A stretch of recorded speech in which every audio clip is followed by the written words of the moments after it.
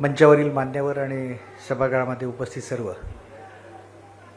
आज आपण जे पुरस्कार देणार आहोत त्याच्यापैकी कोणाची आपण निवड केली आहे त्याचं 8 जणांच्या ध्वनिचित्रफिती आपण पाहिल्यात. आता हे सन्मानपत्रातून वाचता पण आलं असतं, पण आपण असं म्हणतो सीइंग इज बिलिव्हिंग. समोर दिसलं म्हणजे तुम्हाला असं कळतं की नक्की हे काम सुरू आहे. आणि गेली 98 सालापासून म्हणजे गेली 28 वर्ष हे पुरस्कार सुरू आहेत. आणि आमचा अनुभव आत्तापर्यंतचा असा आहे की ज्या ज्या मंडळींना आम्ही या ठिकाणी पुरस्कार दिले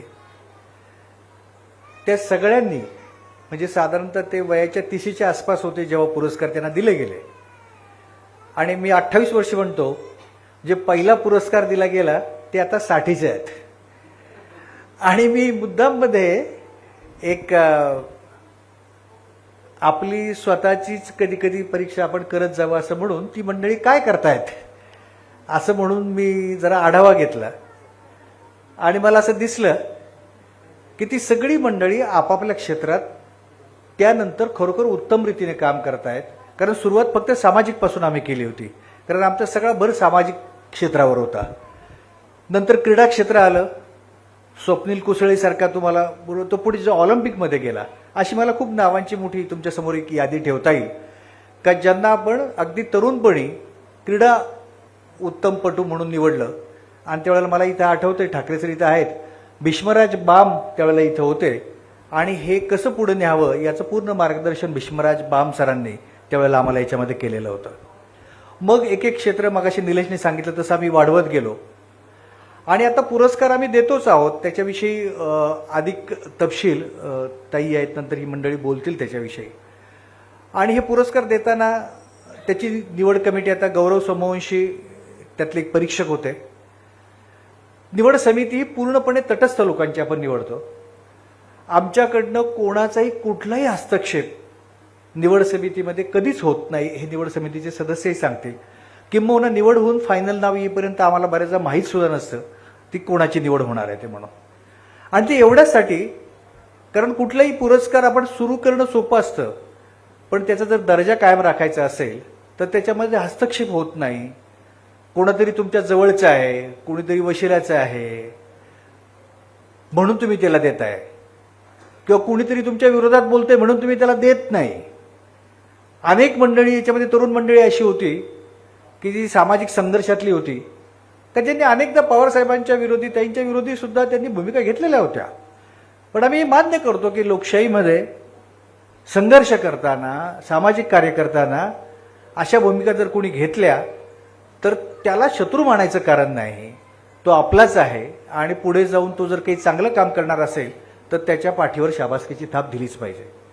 आता हे सगळं करत असताना मध्ये मी थोडंसं थांबवलं याच्यासाठी, काही पुरस्कार आमचे सुरूच राहणार आहे.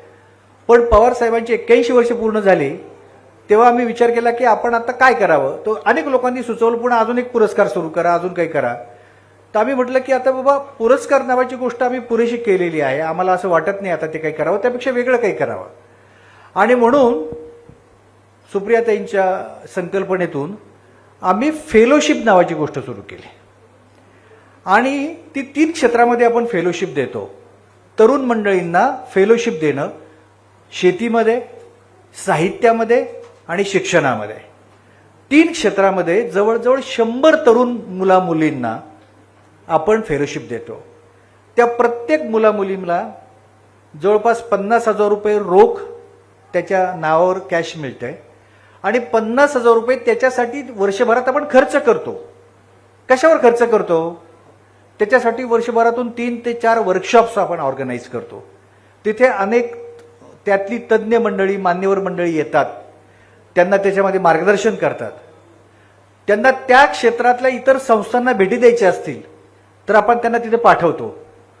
त्या क्षेत्रातल्या तज्ज्ञांबरोबर त्यांना काही चर्चा करायची असेल तर त्याची व्यवस्था करतो. त्यातली काही उत्तम पुस्तकं त्यांना हवी असतील तर ती पुस्तकं त्यांना मिळवून देतो. आणि वर्षभरानंतर मग पुन्हा एकदा कमिटी त्यांनी वर्षभरामध्ये काय केलं याचा आढावा घेते आणि त्यांनी फेलोशिप पूर्ण केल्याचं प्रमाणपत्र आपण त्यांना देतो. आता ॲग्रिकल्चरमध्ये आज विलास शिंदे आता संगमनेरहून निघालेच, मग ते येतील. सह्याद्री फार्म्स आपल्या सगळ्यांना नाशिककरांना मी काही सांगायला नको, पण त्यांनी उत्तम काम केलं, ते त्याच्यामध्ये मार्गदर्शक आहेत. आणि बारामतीचं कृषी विज्ञान केंद्र, त्याचे प्राचार्य नलावडे सर आहेत आमचे, तर त्यांची टीम आहे. तर ती सगळी एक संस्था आणि एक व्यावसायिक संस्था, हे दोन्ही मिळून ॲग्रिकल्चरमधल्या मुलांना नवीन पद्धतीने काय काय करता येईल हे शिकवण्याचं काम करतात.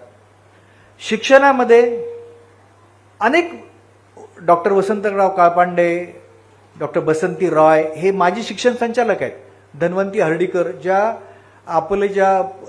सगळ्या पुस्तकं येतात आपली बालभारतीची, त्याच्या प्रमुख अनेक वर्ष राहिलेल्या आहेत. महेंद्र गणपुले असतील, भाऊ गावंडे असतील, ज्यांनी मुंबई महापालिकेमध्ये शिक्षणामध्ये प्रचंड काम केलेलं आहे. या सगळ्यांच्या मदतीने शिक्षणामध्ये जे नवे प्रयोग करतायत लोक, त्यांना आपण फेलोशिप देतो. ते कशासाठी देतो? तो शिक्षक जर गणित शिकवत असेल तर गणित शिकवायला फेलोशिप देत नाही त्याला आपण. तो त्याशिवाय काही वेगळा प्रयोग करतोय का तिथे? म्हणजे शिकवणं हे त्याचं कामच आहे, त्याची नोकरी आहे, त्याचा त्याला पगार आहे. पण त्याशिवाय तो जर त्या शाळेमध्ये त्या विद्यार्थ्यांसाठी वेगळं काही करत असेल तर त्यासाठी शिक्षणाची फेलोशिप द्यायचं आपण त्यांना काम करतो. आणि त्याच्यामध्ये सुद्धा अतिशय उत्तम रीतीने वेगवेगळ्या पद्धतीने काम करणारे लोक झालेले आहेत. म्हणजे मी तुम्हाला अनेक त्यातली उदाहरणं देऊ शकेल, पण एकच छोटं उदाहरण. बीड जिल्ह्यामध्ये अनेक चुकीच्या गोष्टींबद्दल आपण ऐकत असतो, बातम्या येत असतात, पण बीड जिल्ह्यामध्ये शिक्षणाचं काम करणारी अनेक चांगली मंडळी आहेत. म्हणजे तुम्ही अहमदनगरवरून जर, म्हणजे आत्ताचं आपण अहिल्यानगर म्हणतो, तिथून जर बीडला जायला निघालात तर मध्ये जरेवाडी नावाचं एक गाव लागतं. आणि ते जरेवाडी म्हणजे अतिशय दुष्काळी गाव आहे.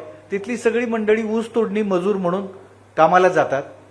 तिथे एक शाळा आहे, ते प्राध्यापक संदीप पवार नावाचे शिक्षक आहेत. ते मुख्याध्यापक सुद्धा नाहीत, शिक्षक आहेत साधे. गावाची लोकसंख्या असेल 350. आणि त्या शाळेमध्ये डोंगराच्या एका कडेला शाळा आहे, शाळेला फारशी जागाही नाही. आता ते थोडंसं डोंगराच्या वरवर इमारती बांधत चाललेल्या आहेत, जशी जागा मिळेल तशी. लोकसंख्या गावची 350 आणि शाळेत येणाऱ्या मुलांची संख्या 550. त्याचं कारण आजूबाजूच्या लोकांच्या घरातून अगदी वर्गणी काढून लोक त्या शाळेमध्ये मुलांना त्या टमटममधून पाठवतात की या शाळेमध्ये आमचं मूल शिकलं पाहिजे आणि ते उत्तम होईल. आणि बहुतेक ऊस तोडणी कामगारांची किंवा सालगडी म्हणून ज्याला आपण म्हणतो, सालगडी म्हणून काम करतात, त्यांची मुलं आहेत. आणि अतिशय उत्तम काम करतो तो संदीप पवार नावाचा शिक्षक. कुठे फारशी त्याची भाषणं नसतात, युट्यूबवर नसतो, काही नसतो, पण तो त्याचं आपलं काम करत असतो, कारण तो एका कडेला आहे. मी हे एक उदाहरण सांगितलं. अशी माणसं गडचिरोलीपर्यंत आहेत. यावर्षी गडचिरोलीच्या एका शिक्षकाची निवड झालेली आहे. गडचिरोली सुद्धा आपण कायम नक्षलग्रस्त किंवा बाकी इतर गोष्टींसाठी ऐकतो. तिथे सुद्धा छोट्या छोट्या शाळांमध्ये उत्तम काम करणारे शिक्षक आहेत. आणि आपल्याकडे ही जी शिक्षण व्यवस्था आहे, तुम्हाला सांगतो, ही जर आपण नीट जपली नाही, म्हणजे मराठा विद्या प्रसारक मंडळासारख्या, रयतसारख्या संस्था आणि जिल्हा परिषद, महापालिका, शासन आणि लोक असे मिळून आपण एक मिश्र शिक्षण व्यवस्था या देशाची इतकी उत्तम रीतीने तयार केलेली आहे. आणि त्यामुळे तुम्हाला आत्ताही दिसतं असं की परदेशामध्ये आपली मंडळी किती मोठ्या संख्येने जातात. मला असं वाटतं की पूर्वी एका विशिष्ट स्तरातली आणि विशिष्ट घरातलीच मंडळी जात होती. आता तुम्हाला अगदी सामान्य घरातली, सामान्य स्तरातली मंडळी कुठे ना कुठे ऑस्ट्रेलियामध्ये आहेत, युरोपमध्ये आहेत, अमेरिकेमध्ये आहेत, लंडन स्कूल ऑफ इकॉनॉमिक्समध्ये तर मला वाटतं आता निम्मे विद्यार्थी भारतातले असतात. अशी आत्ताची स्थिती आहे तिथे करण्याची. हे सगळं जे घडतं, ही शिक्षण व्यवस्था, या शिक्षण व्यवस्थेबद्दल टीका करणारे लोक तोंड सोडून वाटेल ते बोलतात कधी कधी. पण माझं असं म्हणणं आहे आज करण्याचं की असतील 2-5% लोक त्याच्यामध्ये काही चुकीचे नसतील असं म्हणत नाही मी. पण त्यासाठी तुम्ही सगळी व्यवस्थाच जर चुकीची असे म्हणायला लागलात, आता ते शिक्षकांच्या पाठीमागे सारखं ते SIRचं काम करा, ती TETची पुन्हा एकदा एक्झाम द्या, सगळे करा, त्याच्यात किती पैसे मग कोण कोण कमावतं, कसं करतं तुम्ही पाहता, त्याच्यात भ्रष्टाचार वाढतो. मला असं वाटतं की राज्यकर्त्यांनी काही गोष्टी मोकळ्या सोडल्या पाहिजेत. तुम्ही बाकीच्या गोष्टी करा, म्हणजे रस्ते करा, पण ते सुद्धा नीट करा, निदान सुरक्षित आम्हाला जाता येता येईल, ब्रिजवरून जाताना भीती वाटणार नाही, बोगद्यातून जाताना भीती वाटणार नाही, एवढं तरी करा. ते नीट करा तुमचं काम. बाकी तुम्ही लोकांवर, समाजावर सोडा. काही व्यवस्था आहेत, चांगले काम करणारे लोक आहेत आणि ते जे करतायत त्यांना करू दिलं पाहिजे. आता तसंच साहित्यामध्ये आपण फेलोशिप चालवतो. आता लोक आम्हाला म्हणाले, अशा कार्यशाळांमधून कोण कादंबरीकार तयार होतो काय, कोण नाटककार तयार होतो काय, हे काय करताय तुम्ही? आम्ही प्रयत्न केला. गौरव यावर्षी काय याच्यासाठी आले होते, कारण एक लातूरची मुलगी आहे, ती ब्लॉकचेनच्या माध्यमातून कथा लिहिणार आहे. म्हणजे महिला बचत गटांचं काम करते ती. तिला महिला बचत गटाच्याच कथा लिहायच्यात, पण त्या ब्लॉकचेनच्या सगळ्या तंत्रज्ञानाचा त्याच्यामध्ये ती वापर करणार आणि गौरवजी तिला मार्गदर्शन करतायत आता. आणि मला वाटतं तिला काहीतरी हैदराबादला आता तिची निवड झाली, नोकरी मिळाली, ती लिहिते आहे. तर प्रदीप कोकरे नावाचा मुंबईतला एक मुलगा, जो मूळचा कोकणातला, त्याची पहिली खोल खोल दुष्काळ डोळे नावाची कादंबरी आमच्या त्या साहित्य फेलोशिपमधनं तयार झाली आली आणि तिचं इतकं स्वागत झालं. आता तिची 5वी की 6वी आवृत्ती निघालेली आहे आणि त्या पहिल्याच कादंबरीला युवा साहित्य अकादमीचा पुरस्कार मिळाला. आणि तो युवा साहित्य अकादमीचा पुरस्कार मिळाल्यावर मग थोडं लोकांनी आमच्याकडे गंभीरपणे पाहायला सुरुवात केली का हे जे काही साहित्याचं करतायत ते नीट करतील. आम्ही काय करतो त्याच्यामध्ये, तर प्रत्येकाकडे एक कल्पना असते, एक संकल्पना असते, ती घेऊन निवड करतो आम्ही. ती निवड करण्याच्या वेळेला त्याच्या मनात पुस्तकाचा काय आराखडा आहे तो त्यांनी द्यायचा असतो. पण तेवढंच नाही, त्याच्याबरोबर एक प्रकरण लिहून द्यायचं असतं. कारण बऱ्याचदा तुम्हाला असं लक्षात येतं की लोकांकडे चमकदार कल्पना खूप असतात कधी कधी आणि खरोखर प्रतिभावान माणसं असतात, पण लिहायची बैठक नसते. कारण साहित्यिकाला लिहायची बैठक जर नसेल तर त्याच्या मनामध्ये किती उत्तम कल्पना असल्या आणि विचार असले तरी शेवटी तुझं प्रॉडक्ट म्हणजे पुस्तक आहे ते आलं पाहिजे. ते जर आलं नाही तर काही उपयोग नाही त्याचा. मग आम्ही एक प्रकरण लिहून मागतो आणि त्याच्यात कळतं की हा मुलगा गंभीरपणे लिहू शकेल का. आणि मग असं करून आम्ही नाटक, कादंबरी, अनुवाद, त्याच्यानंतर विज्ञान साहित्य, अशा वेगवेगळ्या प्रकारात आणि वैचारिक साहित्य, अशा 5 प्रकारात, आणि गेल्या 2 वर्षापासून बाल साहित्य सुद्धा तेही सुरू केलं आम्ही. 6 प्रकारामध्ये आपण या मुलांना निवड करतो आणि वर्षभर मार्गदर्शक त्यांना त्यांची संकल्पना, कारण शेवटी पुस्तक त्याचं आहे, संकल्पना त्याची आहे. मार्गदर्शकांनी त्याला काही इतकं सांगू नये की त्याचं पुस्तक त्याचंच राहणार नाही. त्याचं पुस्तक शेवटी त्याचं राहिलं पाहिजे. म्हणून त्याला ते सल्ले देतात का तू याचा असा पण विचार करून बघ, तसा पण विचार करून बघ. आणि ते केल्यानंतर इतकं उत्तम रीतीने, म्हणजे आता मी तुम्हाला सांगेल, पुण्यातली मुंबईतल्या कल्याणनंतर विठ्ठलवाडी नावाचं एक स्टेशन येतं. त्या विठ्ठलवाडी स्टेशनच्या इथे आता तुम्ही जर पाहाल तर पूर्वी मुंबईमध्ये जसं संतोष हे जरा पुढचं पडलेलं आहे बघा, लावून घ्या करण्याचं. तर तो विठ्ठलवाडी नावाचा परिसर कल्याणच्या पुढचा आहे, शहाड, विठ्ठलवाडी वगैरे. तो अतिशय आता ज्याला म्हणतो आपण, आम्ही आता त्याला मुंबईत MMRDA एरिया म्हणतो, बृहन्मुंबईचा एरिया सगळा करण्याचा. तिथे इतक्या वेगळ्या प्रकारचे आता काय म्हणू आपण, थोडंसं ज्याला आपण असं एक वेगळा वर्ग जो व्यसनांच्या आहारी गेलेला आहे, कुठंतरी गुन्हेगारीशी जोडलेला आहे वगैरे, असा वर्ग. पूर्वी मुंबईमध्ये आमच्या धारावीला असं म्हणायचं. आता धारावीमध्ये तुम्ही गेलात तर धारावीमध्ये सगळ्या AC शोरूम आहेत चामड्याच्या याच्या बॅग्सच्या आणि बेल्टच्या. आता तुम्हाला धारावीमध्ये तसं काही सापडणार नाही अजिबात. आणि आता तर काही दिवसात अजून ती बदलून जाईल. आता ते पुढे पुढे जात गेलेत. आता तिथला एक मुलगा आहे अक्षय मोहिते नावाचा, तो एक मूळचा कोकणातलाच.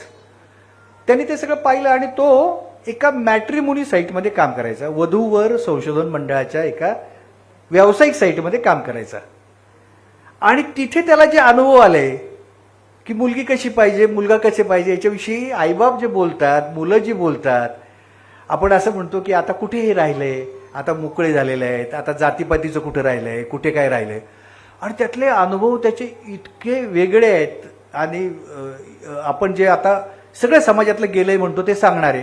आणि त्याच वेळेला तो जेव्हा घरी जातो आणि संध्याकाळी बघतो तर त्याच्या आजूबाजूला अतिशय वेगळे नशा करणारे, म्हणजे आपण पूर्वी दारूची नशा म्हणत असो, गांजाची नशा म्हणत असो, आता त्याचे इतके प्रकार झालेले आहेत. म्हणजे तुम्हाला बऱ्याचदा जो गुन्हेगारी प्रकार दिसतो, काही तरुण मुलं तुम्हाला असं वाटतं की गाड्या फोडतायत. ते कोयता गँग नावाचा आता प्रकार सुरू झाला. काय आहे तर ते कुठलं तरी बटन नावाची एक काहीतरी नशा मिळते पांढरं, ती गोळी ते खातात. आणि ते खाल्ल्यानंतर कशाचंही भान राहत नाही, कशाचंही भान राहत नाही, वाटेल ते करू शकतात ते करण्याचे. आणि ही अशी जी सगळी मंडळी त्याचा व्यवसाय करणारी, आपल्याला असं वाटत होतं की ड्रग्ज फक्त पंजाबमध्येच आहेत. दुर्दैव आहे आपल्या नाशिकमध्येच सगळ्यात मोठी फॅक्टरी आणि साठा नाशिकमध्ये सापडला इथे. आणि नंतर आपल्याला लक्षात येतं का महाराष्ट्रात ठिकठिकाणी अशा प्रकारे ड्रगची निर्मिती करणारे कारखाने आहेत. आता या सगळ्याच्यासाठी तुम्हाला काहीतरी करायला लागेल. आम्ही सलाम मुंबई सारख्या संस्थेबरोबर नशामुक्तीचं एक विषय घेऊन काम करतो, पण या मुलांनी त्याची कादंबरी लिहायचं ठरवलं. 1 वर्ष 1.5 वर्ष लागलं त्याला, तुम्हाला सांगतो. आणि लोक असं म्हणायचे, अरे हे काही कादंबरीत लिहिण्याच्या गोष्टी नाहीत, या वेगळ्या गोष्टी आहेत सगळ्या करण्याच्या.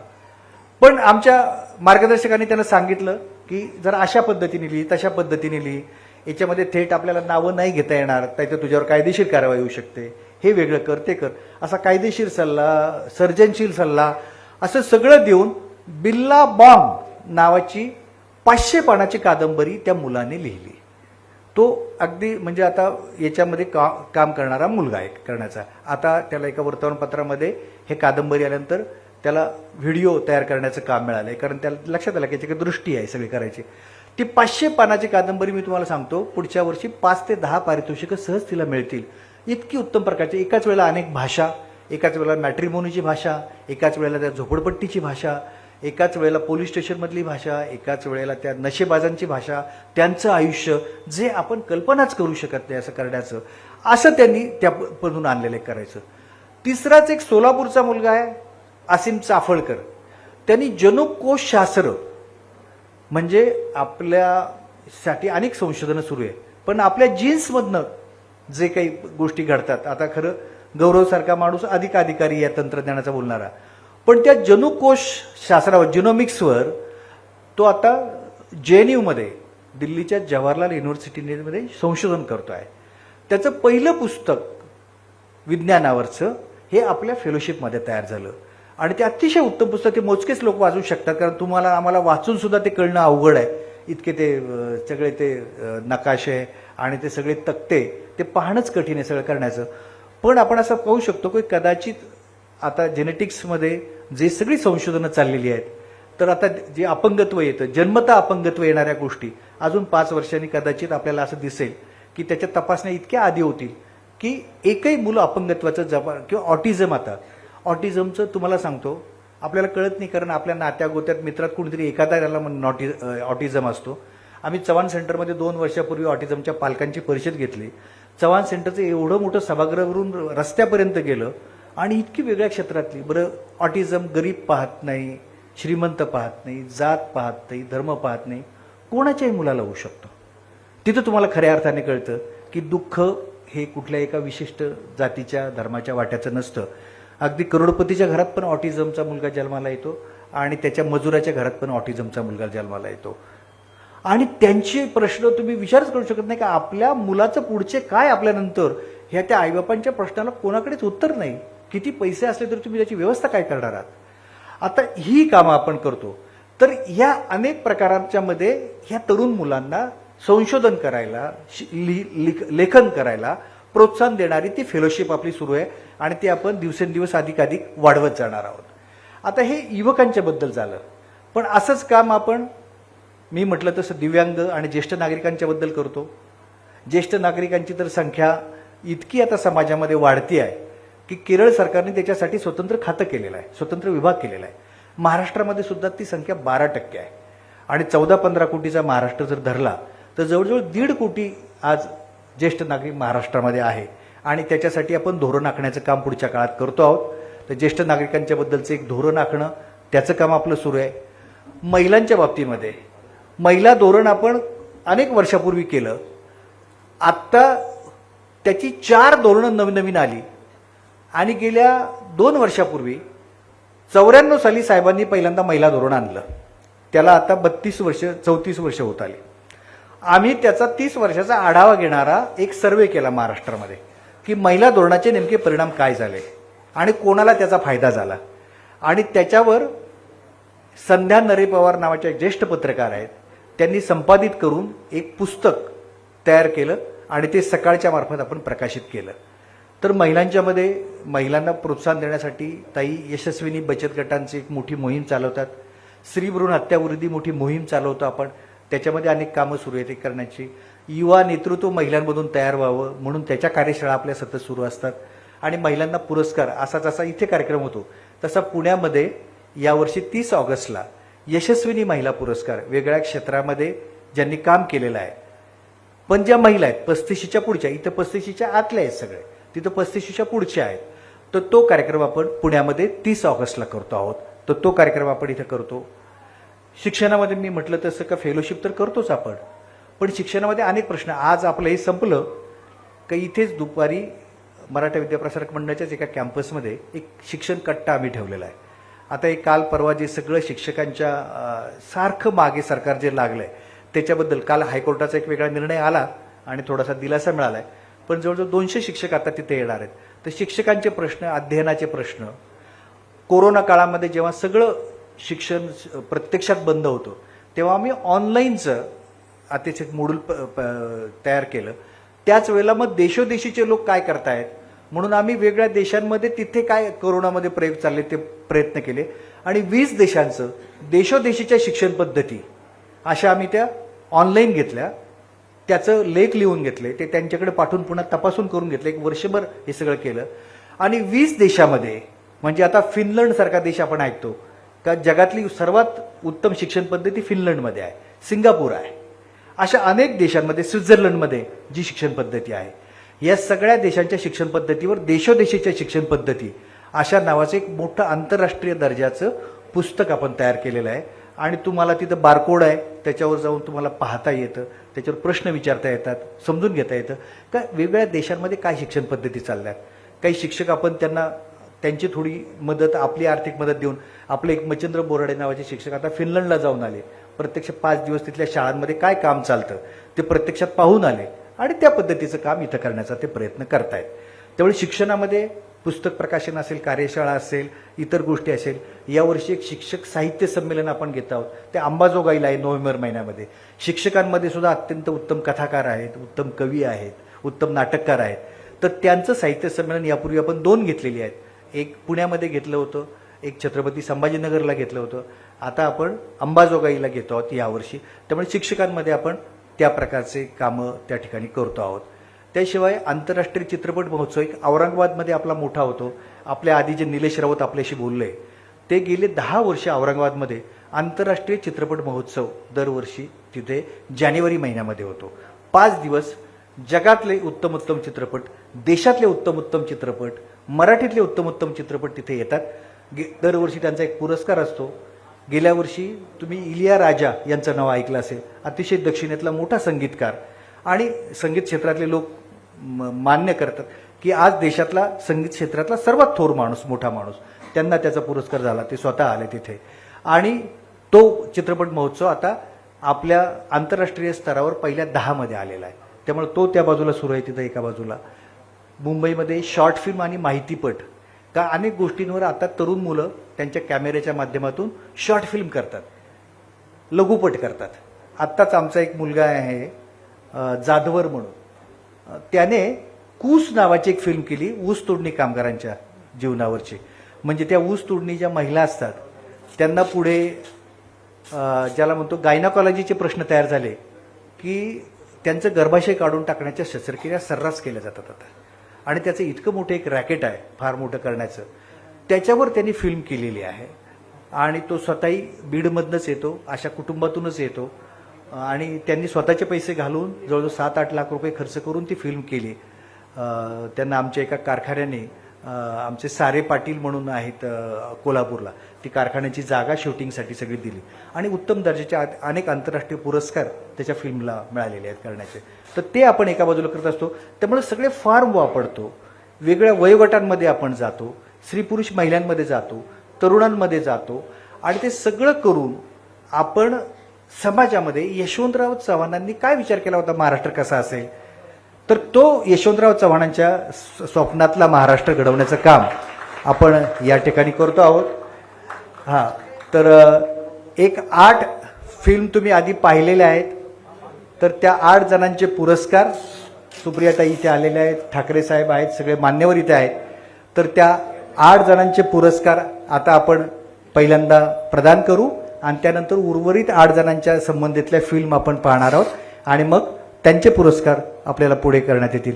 तर मी सूत्रसंचालकांना विनंती करेन की आता तुम्ही पुरस्कार वितरणाचा कार्यक्रम पुढे सुरू करा.